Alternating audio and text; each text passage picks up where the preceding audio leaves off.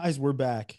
Awesome to see these nice smiling faces and enjoy some jokes before we got on here. I know it's been a little bit. The NCAAs kind of wore us out a little bit. It was nice to kind of get home, relax a little bit, and take our time. And now we're back at it.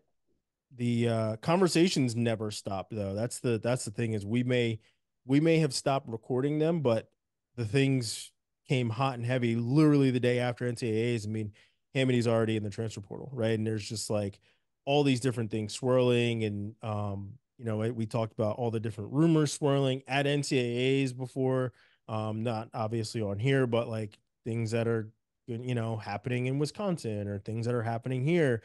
Ben Askren sighting has happened in Wisconsin.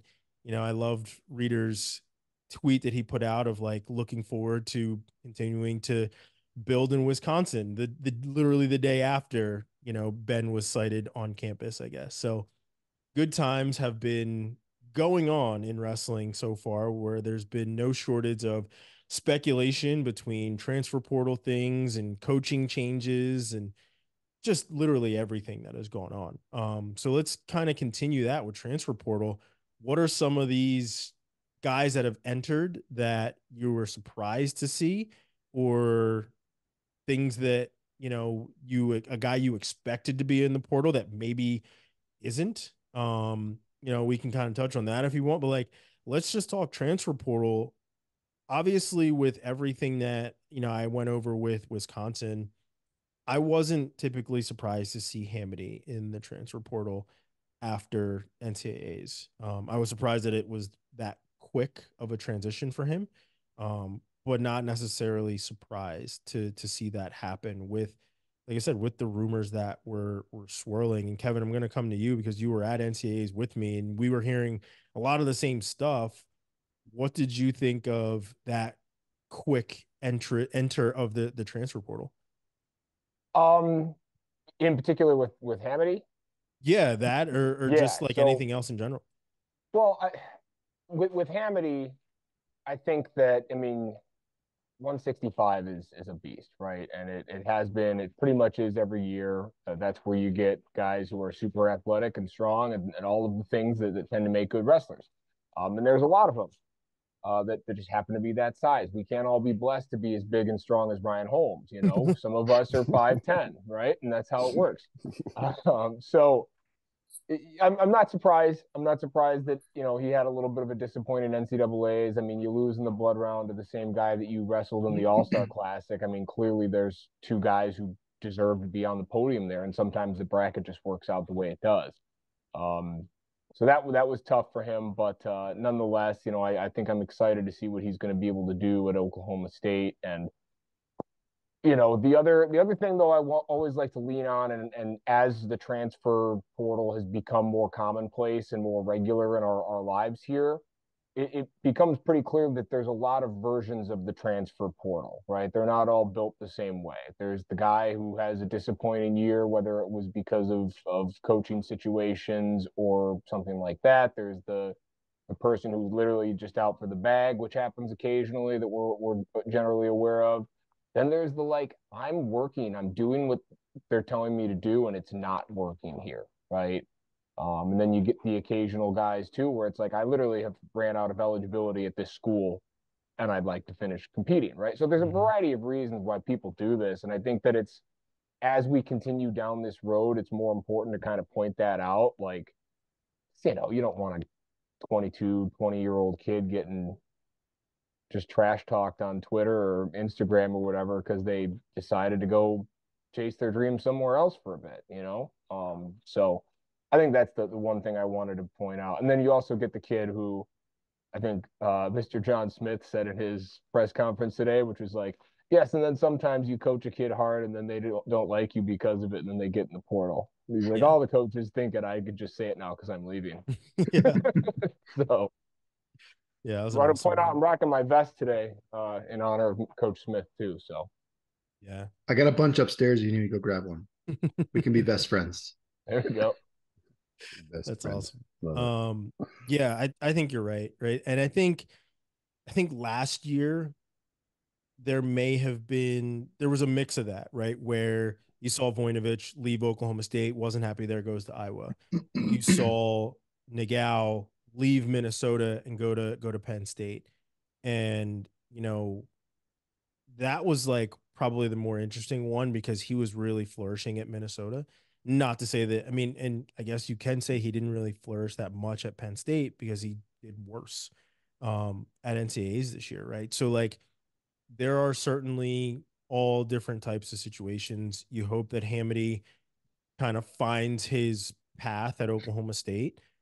My guess is that he moves up to 174, um, where he'll still potentially have O'Toole in his way, because I think O'Toole's also going to be moving up to 174 next year as well, because he's actually really big. Like I walk by him in the hallway and I'm like, you're bigger than I thought. Like I've had a chance to be around David Carr, and I'm like, you guys wrestle the same weight, and O'Toole and Carr, they're big guys. I'm like, this is, these guys are pretty large. So, and Hamidy's even taller than they are. So, like, just Mm-hmm. I think making that weight is getting a little tougher, obviously, as you get older and you start to move up. So, hopefully things do work out for him at Oklahoma State, and maybe we Real do quick, real 74. quick, just to jump on that too. I mean, talking about surprises, like a lot of people left Michigan State, and Yeah. that was surprising to me. And I think that, I mean, again, we're talking about Oklahoma State and transferring in there. That's where Caleb Fish went, you Yeah. know? So, yeah, I mean, I would assume Fish would stay there at 65. Hamity jumps up to 74, gives Thompson a year to redshirt. It makes sense, Yeah. but yeah, we'll see. Yeah. Fish I mean, surprised me. go ahead. I was going to say, you mentioned it, Michigan State. What would you guys think of that? I mean, it's not super surprising. You've seen a little bit of I want to say return to the mean after Chandler had a couple good years right out of the gate. Um, but I was surprised they had their bigger guns jumping in. With Fish in particular, I know he was talking to a couple different ACC programs, so I was really surprised. He had a visit scheduled with a couple of them for the following weekend. So I was kind of surprised to see him jump right in with Oklahoma State. I didn't even know they were in the mix, but it's kind of hard to say no to John Smith. So understood. Yeah. Yeah. There was probably a hell of a pitch on his way out. Like, this is where you want to be. You don't want to go anywhere else. Like, he mentioned it in his press conference. Look at all these pictures on the wall, right? Look at all these championships. Look at all these titles. That's what we do here, right? So, yeah, probably a hell of a pitch, and got him to make the move. The other guy from Michigan State, Saldate, not going too far, staying in the same state, and I think a lot of people were saying that with him being a Cormier guy, that they thought he would travel to Oklahoma State as well, and that he would be kind of the third guy off the board early to head to Stillwater. But instead he travels. How far away is that? How far away are those two schools? About an hour. Yeah. Yeah, not So he far. stays in It's state. further when you go by dog sled. Yes, little longer trip at that point. Yeah, no, I mean that's a big pickup for Michigan. Obviously he and Lawan had battles, and he'd beaten Lawan earlier this year, and he's been right there. I've been following Saldate, and he did progress. I mean, like over the years he progressed, but he seems to have kind of hit a wall this last year. Um, so I think he wants to take another leap. He wants to finish on the podium. I think he has every bit of talent to do that. He can get a little bit more confident on his feet, and I think if he can start getting some good takedowns in that room on his feet and putting some things together, it's kind of hard to not get better with those coaches and the depth. Yeah. It's interesting to look at kind of the different approaches that different schools have to the transfer portal, because I mean Oklahoma State must have had things ready to go, like lined up. This is what we have to offer. This is the packages we're going to have, scholarship wise, NIL wise, because they got out of the gate, had a couple real quick. Then you have Especially with programs where having no guys go in the transfer portal themselves. yeah. So that was kind of surprising. Like I said, with Fish, it was surprising to me that it happened that quickly. But that to me says that they were, they knew what they were looking for. They had everything ready to go, and that was the pitch. Was, look, this is what we have. Let's make it happen. Let's go. Yeah. Or they could just do what the Lions did with DJ Reader and just not buy a return flight ticket. Just you're staying here now. Yeah. You're not Find going your own way home. home. You're not Yeah. going home. One of the other pickups at Michigan guys, a guy from the AWA in Cardenas, and he's a completely different situation. And that's the thing is like all the BS that came out when he decided to, commit to Michigan was ridiculous. Everybody was just like, oh, they're buying a team, this, that, and whatever. And it's just like, no, he was in the transfer portal at the beginning of the year. Like his situation was already known. So like for you to say that, oh, they're buying a team, this, that, and whatever, who cares? First of all, NIL, like, nobody's breaking the rules with NIL, but Michigan's a really good place to go, honestly, if you want to succeed. If you really want to succeed, I mean, look at how Austin Gomez did this year. First time in the finals, right? Like these guys looked great. I mean, Shane Griffith was on the same side of the bracket as the 4-time champion. So him not making it back to the finals isn't a head scratcher, right? So like, yeah, they had guys, they had absolute dogs that ended up making it onto the podium very high with, Gomez, Davison that just transferred in. But the facility, the coaches, the room, it's the same excuses that you or reasons that you give for a guy to go to Penn State is the same ones you can give to go to Michigan. That room is amazing. They have really great coaches. No, they're not. They're not the same as Penn State, but they check those same type of boxes where you have really Fournette good and Kale look international alike. coaches. Yeah, I mean the bald head. I mean, real tough looking dudes. Let's go. Why the hell not? Right? Like, bald is beautiful anyway. Stick with it. I don't Working see. on it. I listen. Join the club. Just pick it, take it down. It's all right. Like, just join us. But no, like they check all the same type of boxes. Academics are certainly there. It works for them there. And I think the rumors that people started to spread about, a potential heavyweight leaving Rutgers and going to Michigan, like, didn't help. But like the Cardenas situation, completely different. He can't if he could have stayed at Cornell, I think he stays at Cornell. He Yeah. doesn't go Yeah. anywhere. There's no reason for him to go anywhere. It's hard though. I mean, I understand the argument. I mean, if you look at last year, half their team was transfers. Mm-hmm. Different situations, different schools, understood. But you see them reloading with, more single year transfers. So I understand the argument. Now, you're right that with Cardenas, it's a completely different situation. And you see that with a lot of these Ivy guys that have transferred this year or still waiting to transfer because with the COVID years and with the Ivy League rules, like they don't have a choice. Like if they want to compete with that last year they can't do it at the school they're at. So that's understood. But I mean, I completely understand the argument that people are upset that they're buying their team Yeah. because it's half their lineup. So I mean, but You can say you that look with 2 any years team. ago, right? But if you look 2 years ago, you see the success they had with their own products too and their own recruits. So it's not like they can't and they don't have the talent in the room, but that's the market that we're working with now. You have to have the top talent, and that's reality. Yeah. Yeah, I mean, let's not forget Cardenas won a U23 world title this past summer, so he has aspirations for freestyle. Michigan, a great place for that too. Kind Like of a no-brainer. where else are you going to go? Besides Penn State, you can't do Cornell, obviously where he was, so Michigan is kind of almost parallel move if you're, depending on which side of the fence you're looking at. But, and plus, like you mentioned, great master's program. Like it's hard to turn that down when you're a kid looking to wrestle for one more year. I don't get it. It just, and, But he's I do a traitor, Austin. He's a traitor. He's a traitor, yeah. But and like the dumb things people say on social media forums, oh, Michigan poached him, this and like, no, he's been in the portal, like what you said, Holmes. Like that wasn't a poach, but I do like the portal, I do like the NIL. It's just when people break the rules is when I start to get mad because I cover the IWA, a lot of small schools, and you see guys get poached from there, attempted to poach all the time. It's a separate topic, obviously, but yeah, with Cardenas, it was great move for them. And Michigan, I think he's going to do really well there. I'm glad that with all the guys that have entered the transfer portal, we haven't seen the guys that, the guys that we thought were going to get poached.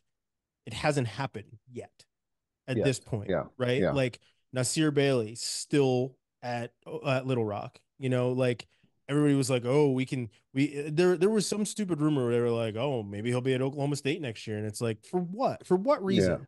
Yeah. For what reason? Like, and it's not like nobody knew who Nasir Bailey was coming out of high school. They didn't. They knew who he was. He was very The good. whole family. They like they knew who he was, right? The guy that I was worried about is Little at 97 for Little Rock. Like, and he is staying there right now.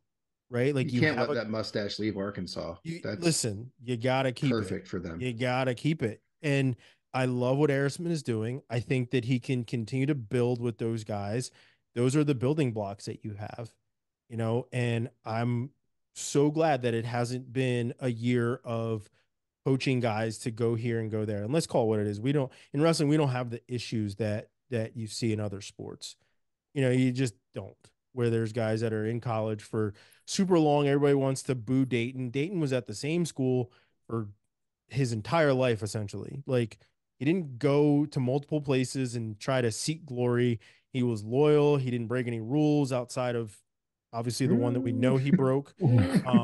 Allegedly. But I mean, in terms of his eligibility, didn't break any rules there. Didn't happen, right? So like NCAA violations, there are none. So you want to boo somebody that was loyal to a school. We don't have the issue of guys going from here to there and there to here. Like, I mean, if you truly think about it, I mean, Herkfleet did that before he ever stepped on a mat. Like Minnesota, Oklahoma State, Ohio State, Penn State, like 4 different schools. There are graphics with that man in a different singlet. Ultimately, he's going to stay loyal to Penn State, but he had to search around to find the perfect position for him, and that was pre-NIL.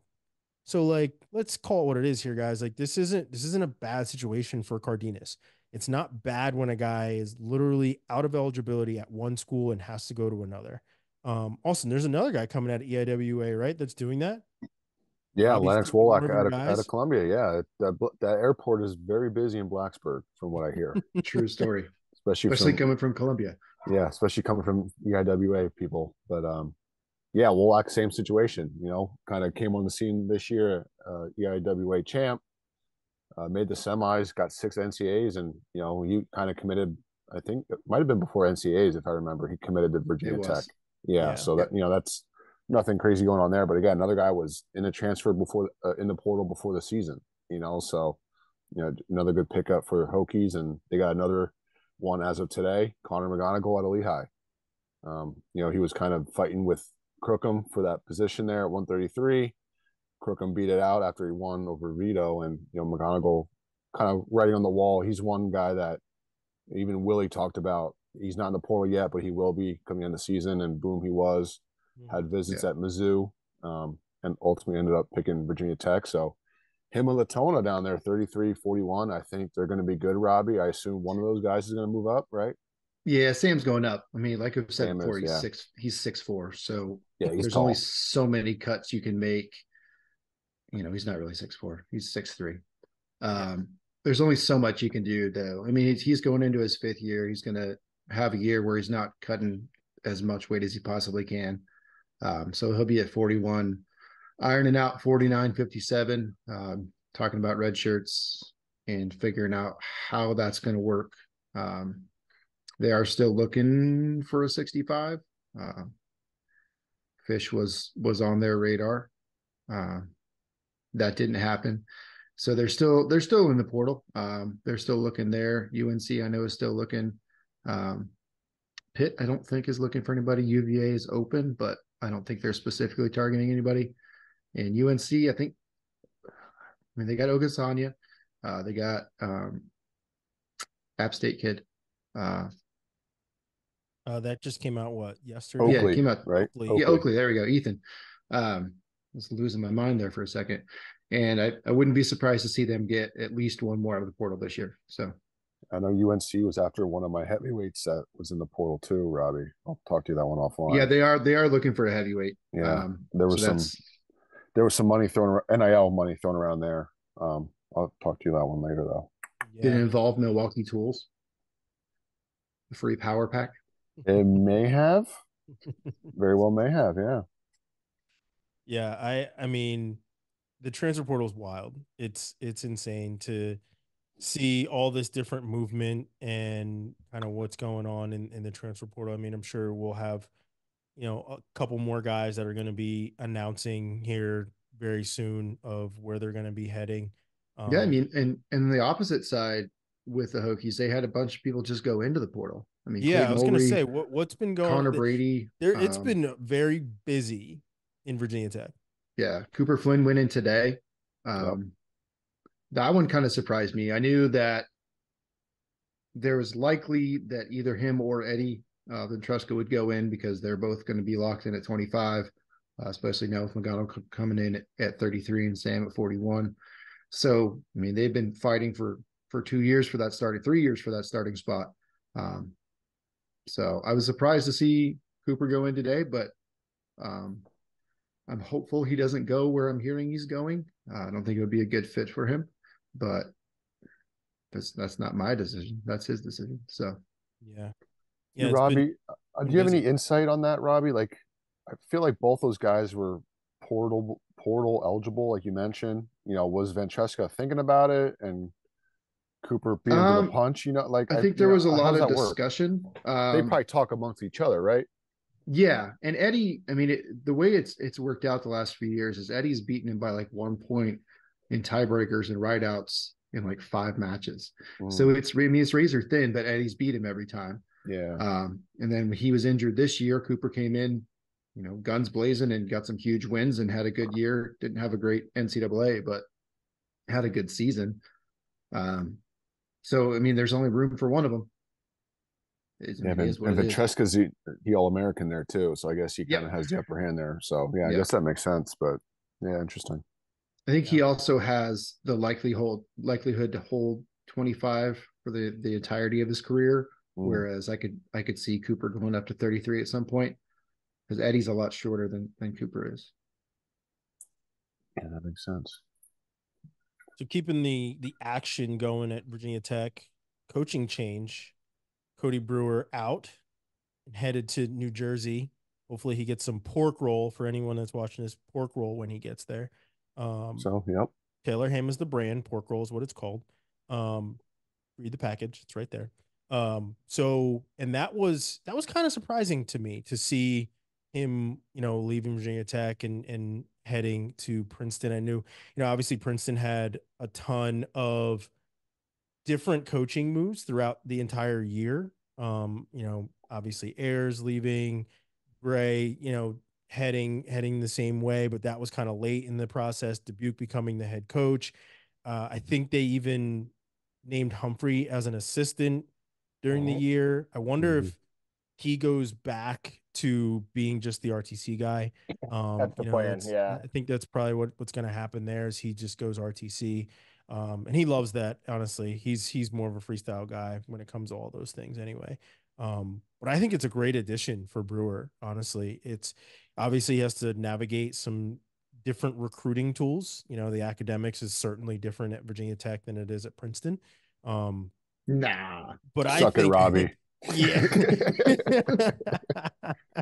But I mean, I think it's a great addition. I think the only thing that might be missing for them is just having a guy that can work with upper weights. That's kind of been, it hasn't been the best for them, and they have Stout there, who's a really good upper weight. Who I think, if he had a coach in there, that could do some things with him. I think obviously like Sean Gray was kind of that guy. He's closer in weight to Stout than the other guys were. Mostly Obviously, just in Coach his arms, though. yeah, he's Yeah. they had a stockpile of schmediums on deck for Sean Gray when he got there to Stanford. I talked to him at Yeah. NCAA. He said he's loving it out there. Do we see the return of Handsome Nate Jackson to the Well, staff after OTT? I That's what don't I was think gonna so. say. You don't think so? I don't think so. I know there was some animosity there with everything, not Yeah, necessarily him towards the program, but just with how everything went down. yeah, I don't think so. If anything, maybe he's RTC. I don't think, and this is just me speculating based off of what you guys just asked. I don't think it does happen. I think it would be great for the team as he is one of those upper weight big guys. And he certainly, being there and in the RTC has a hand in working with those upper weights, those heavy weights with the RTC. Um, but I don't see him rejoining as a assistant coach or anything else. I think they will probably continue searching for a guy like Gwiz that's at Cornell. To kind of come in and do some really good things. Um, Yeah, if it was, Princeton technically has 2 spots open too. yeah, I mean, if it's me, I'm looking at Jordan Wood, um, to potentially fill one of those spots. He obviously is training at Lehigh, and so he's not very far, and he is a high level caliber heavyweight that can work with your guys. So I don't know if Jordan Wood wants to coach. Haven't spoken to him quite a bit. Maybe I'll reach out to him after this and ask him kind of what his aspirations are past everything else. Um, but yeah, I mean, he would certainly be a guy that I'd be dialing. He's right there in the Lehigh Valley. He's not very far. Doesn't take very long to get there, as I know myself, and he can get to Princeton pretty quickly, pretty easily. And Princeton's never shied away from going and getting those guys from the Lehigh Valley. The Stephonics were there for quite a while too. So going and get one of those guys, I think, is specifically Jordan Wood. I think is what's probably necessary for Princeton. Yeah, and like I kind of said before, I'm pretty sure Princeton has 2 coaching spots open. Because Quincy was on staff and he's Mm-hmm. going full time competing now, and with Humphrey going back to RTC, that leaves 2 spots open. I did see rumors floating around that they do have a hire to be announced this week sometime. I'm not sure if that's true. But I mean, maybe a little change of topics here, but is it smart to hire coaches right now, or is it best to wait till after Olympic trials to see who retires and who wants to commit to coaching full time too? I just kind of thought of that. Like some of these guys are, 30, 35 years old wrestling out there and, they're not going to be going for one more cycle, so maybe it is time to go to trials and go that route, get a guy that freshly retired, has some coaching experience. And I don't know any names off the top of my head, but I'm just curious if you guys think that might happen too.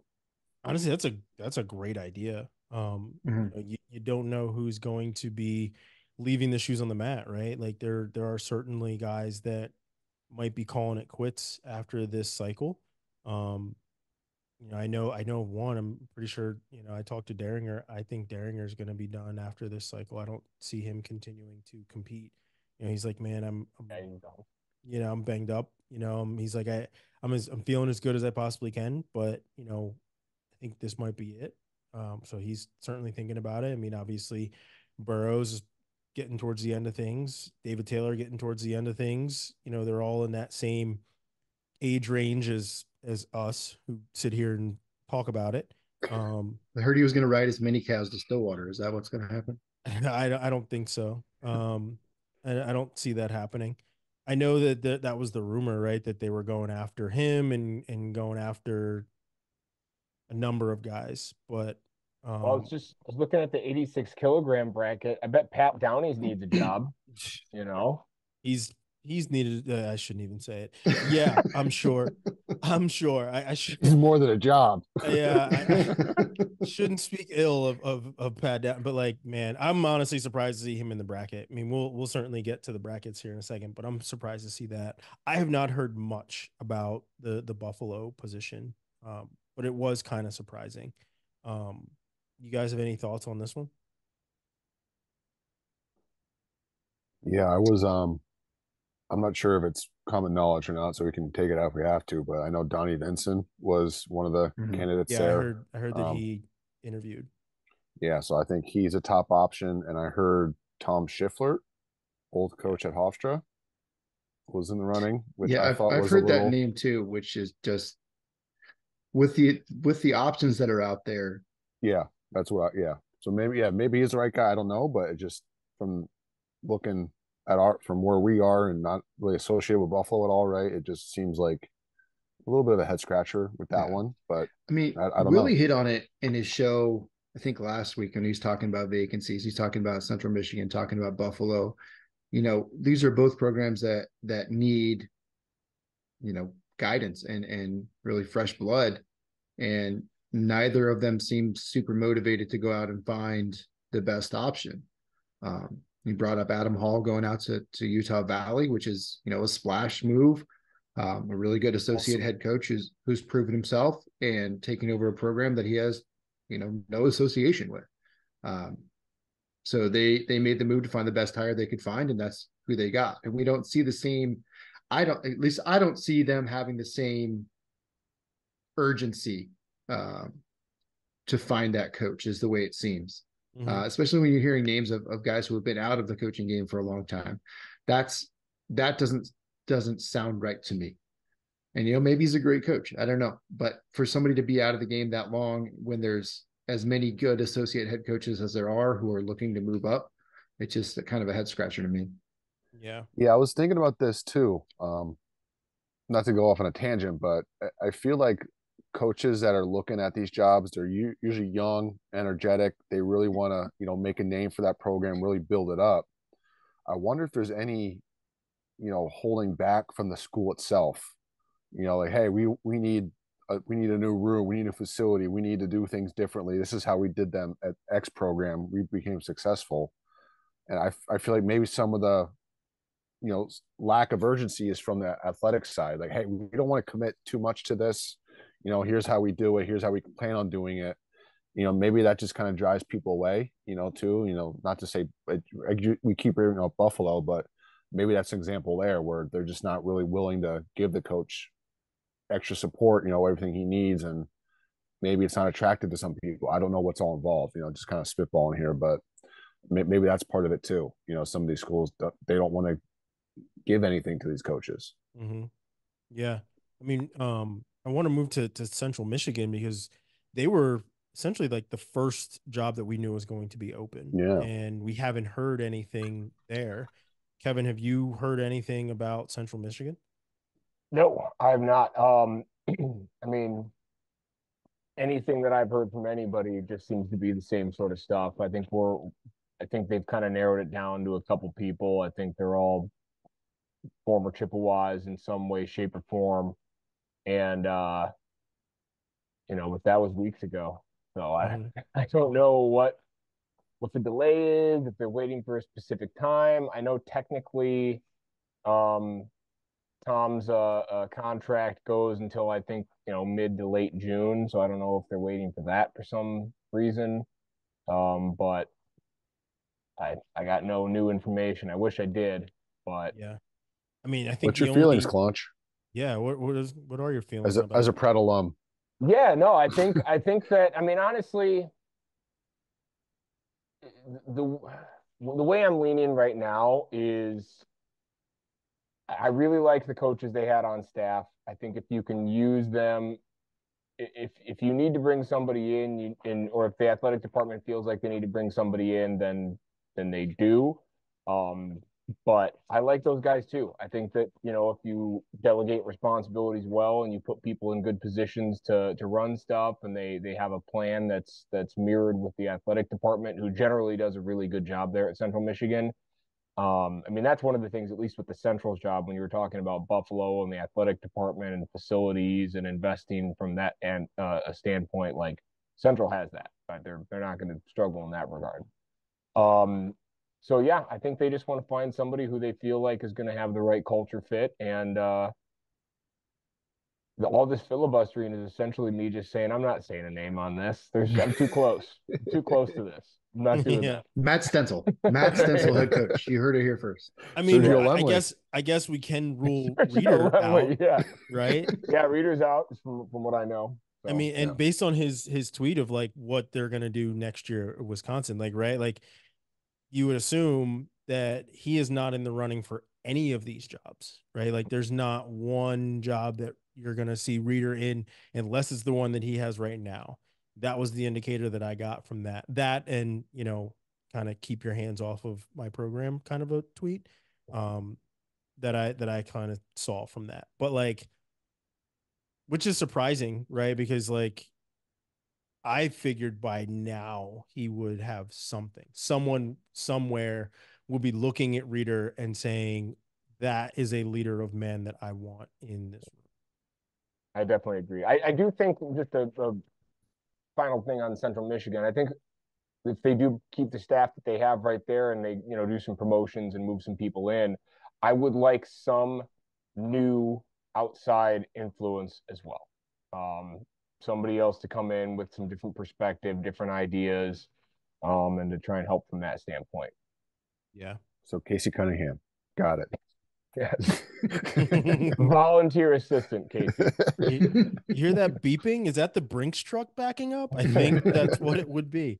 Yeah, I mean, the last coaching move is probably the one that a little bit, I guess, surprising, is happening at Penn, where you're seeing a slow transition of things where it's, more of a succession plan than anything. Austin, you obviously had some inside scoop on this. What were your thoughts? Yeah, it was a little shocking. I didn't really see Valenti in the running. I didn't even know he wanted to get back into coaching. I don't. That was kind of caught me off guard. But Was it a job you knew was going to be coming open? I mean, eventually, yeah. I know Rayner wasn't going to be there too much longer. Right? NCAAs are in Philly in 2025, so I figured, there or slightly after would kind of be his last hurrah. And so after 2026 is when he's stepping down. Valenti's going to fill in. But yeah, Valenti was like associate assistant AD or something like really high up in the athletic department. So yeah, like I said, he hasn't really been coaching for, Wasn't he I on the think, seating committee too? I think he put out a tweet yeah, responding to somebody's seating question too. yeah. I was responding to him with some of my questions, but yeah, it makes sense. I think alumni really like Valenti. He's I think the best wrestler in Penn history, two-time NCAA champ. I think he has the most wins in program history too. So um, whether it's good or bad, I think And the alumni fewest takedowns. that I'll have to look at that stat, but you might be right. Yeah. Yeah. So I think alumni had a lot of pull in that decision, whether it's good or bad. I'm not saying it. I'm indifferent there, but I think Penn is really good at keeping things in house and, kind of keeping um, things moving as they were, and, bringing in, guys like Mark Hall and, different guys out there that really know wrestling from outside of Penn. But yeah, I think it'll be a good move in the long run, especially with Reina still there, Pearsall still there, and things running as usual until he takes over. I think he brings a high IQ and a lot of savviness, to the staff there. Well, you talk about it all the time with coaches, right? And so much of being a head coach is not teaching how to finish a single leg, right? It's all the other stuff. You've got those other guys in the room that can do that stuff and work Yeah. on technique, and maybe you're talking about you're certainly doing some of that with them, right? And you're going over mindset stuff and preparation and everything, but a lot of it is, fundraising. It's getting the right people on board. It's now NIL stuff, right? Yeah. So and I mean, we've all talked to Valenti. He's like the coolest dude. So yeah. Yeah, I mean, he's well loved by Penn alumni. People, friends of the program, everyone loves him. So I think that has a lot to do with it too. Really nice guy, really knows the stuff, and yeah, I think that was a big part of it. Like